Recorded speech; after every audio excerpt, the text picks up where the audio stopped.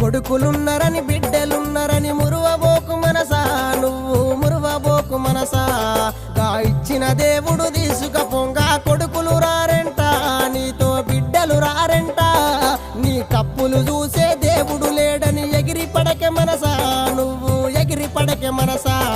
నువ్వు సిక్కులోన పడే రోజు ఉందని తెలుసుకోవే మనసా, అది తెలుసుకోవే మనసా.